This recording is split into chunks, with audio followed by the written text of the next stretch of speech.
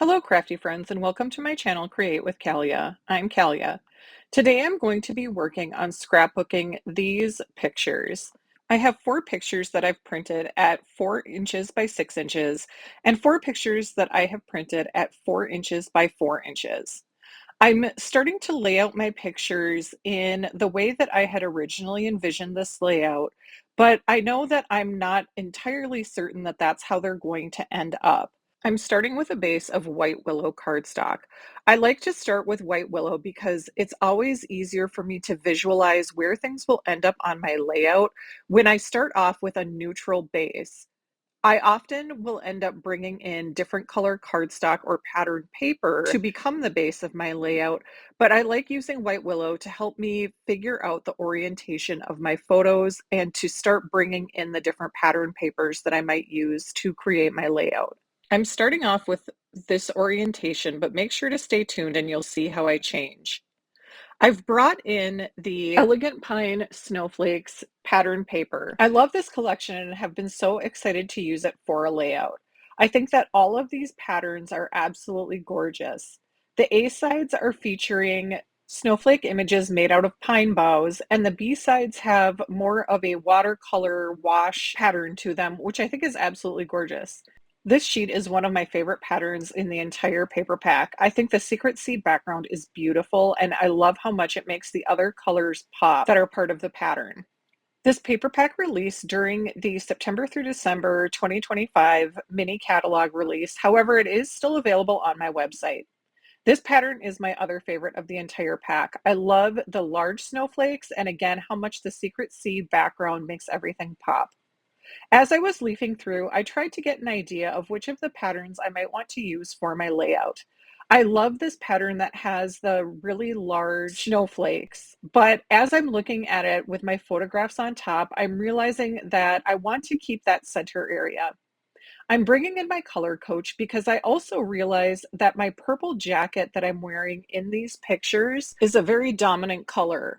I'm noticing that it's very close to the color Berry Burst, and so I'm going to use my color coach on the triadic setting to see if I can figure out which of the colors from the paper pack are going to work best and complement my coat. I pull in one of the smaller prints from the paper pack and also pull in one of the watercolor wash prints.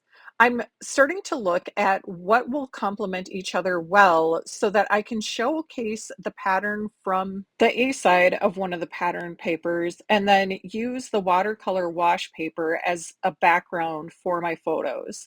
I do like that I'm seeing a little bit of the white, which feels like snow, but I don't feel like the color is complementing the darker colors that are part of my photos.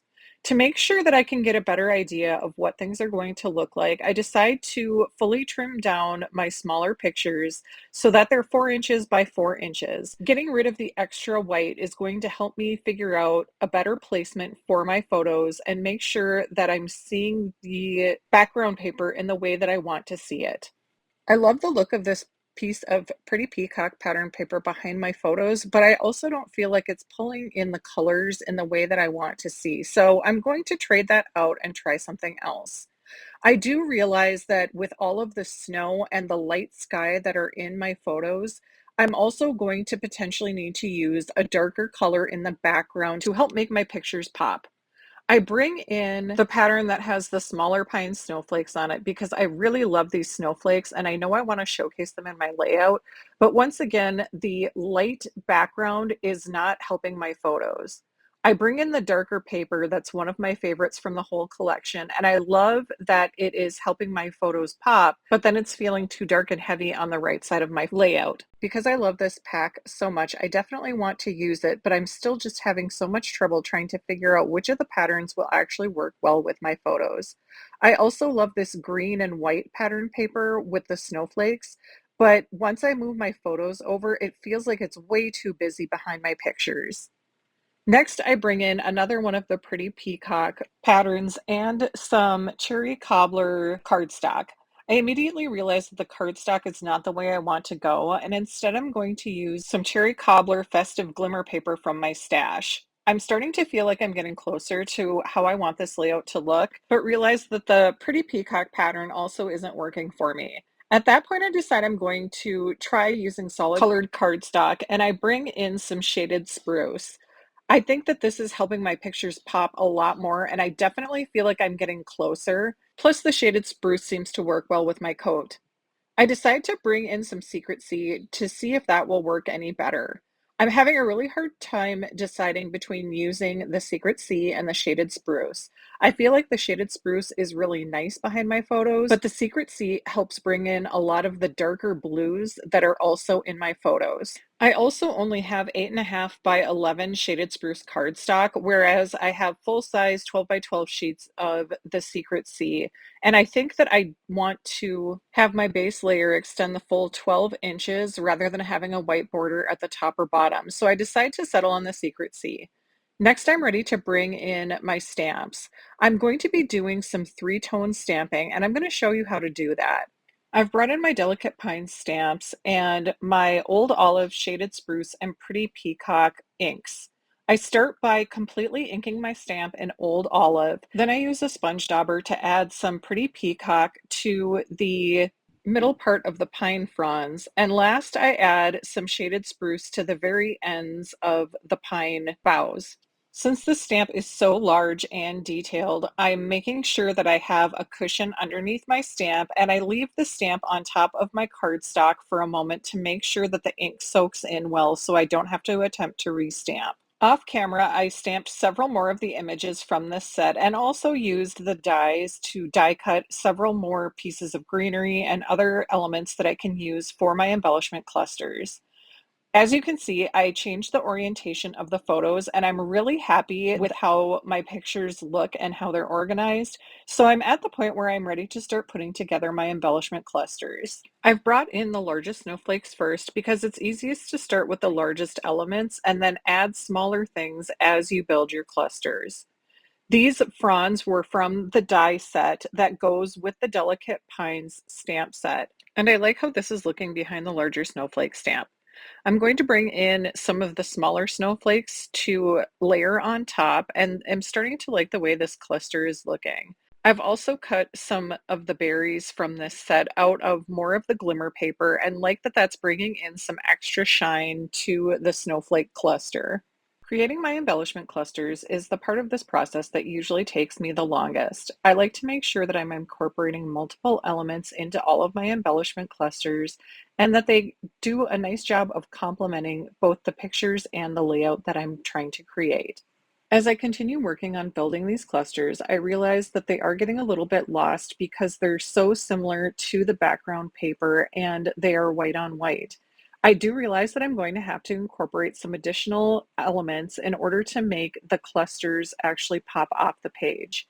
I start bringing in more of the greenery in shaded spruce, and that is definitely helping me see the snowflake dies better. I also start working on my third embellishment cluster, which I have planned on putting at the top of my right-hand page. A full list of the products I've used to create this layout will be available in the description box below, so make sure to check that out when you're done watching the video. I've brought in the traditional labels dies because I'm ready to start working on the title for my layout. I've also brought in the Words of the Season die set. I love these dies because they will cut out different words that you can use for sentiments or titles for your layouts. The set includes the words Happy and New Year, so I'm going to take those off of the die sheet and cut them out of Pretty Peacock cardstock. The pictures for this layout were taken on New Year's Eve of 2021 when my husband and I were visiting my family in northern Minnesota.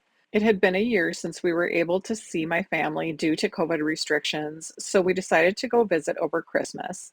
My mom's property includes trails where you can snowshoe, so my husband and I decided to go for a snowshoe adventure, just the two of us, on New Year's Eve. The weather was perfect that day, so we were able to enjoy our snowshoe adventure without getting too cold. And as you can see, the snow was pristine, so we even had to break trail. I've now brought in the Freight Night dies, and I think that those are going to be the right size for the words that I am using to die cut my title. I've been having trouble finding a die set that's large enough, so I'm going to try this Halloween themed set for my New Year's layout. I've cut the bottom layer out of Mossy Meadow and the top layer out of White Willow. I want to encourage you that if you're not finding a dye that you feel will work well with the layout that you're working on, you can always go back and look at the sets that you have from other holidays. They may contain the perfect dye for a different season. The secret sea berries that I'm currently tucking into the embellishment clusters have been cut using the branching out die set, and the larger pine boughs that are in old olive were cut using the Christmas Greenery die set. I've used the branching out dies to also cut another bracket area that I'm going to be using as my journaling spot for this layout.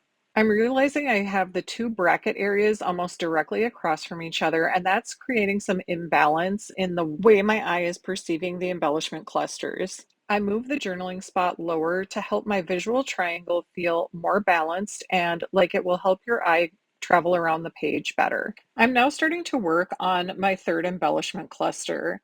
I've brought in the branching out stamp set and I'm going to stamp using some pretty Peacock ink. I've brought in a stamp that says, "Wishing you a day filled with many happy moments." However, I'm masking off the top line so that the stamp will only say "many happy moments." I feel like this is a great way to get more use out of stamps because you can choose the sentiment that works for your layout.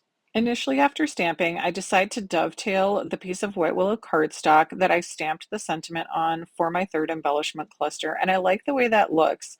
But I'm having trouble putting together the embellishment cluster and making it look exactly how I want it. Since my other two embellishment clusters have the pine branch snowflakes as one of the main focal points of the cluster, I want to try to bring in another one of the pine snowflakes for my third embellishment cluster. I think that one of these small snowflakes will work well. If you've been watching my channel for a while, you know that I like to repeat elements in all of my embellishment clusters. So for these embellishment clusters, my repeating elements are the snowflakes, the pine cones, and the pine branches. If you're new to my channel, thank you so much for watching this video, and I sure would appreciate it if you would like and subscribe to my channel so you don't miss any of the new and upcoming layouts that I'll be posting soon.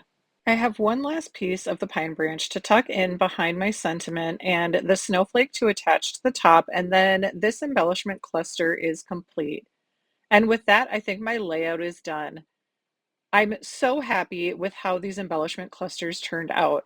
They are a lot larger than what my typical embellishment cluster looks like, but I felt like they needed to have a lot of weight to them because the pattern paper behind them is so busy, and I wanted to make sure that the snowflakes stood out. The three-tone stamping is absolutely beautiful, and I know it's hard to see on camera, so make sure to check out the stills on Instagram or Facebook so that you can see them more clearly. I also love that the Festive Glimmer paper and the pine cones cut out of the earth and tone metallic specialty paper give some shimmer and shine to this layout. Thanks so much for watching. Have a great day and craft on.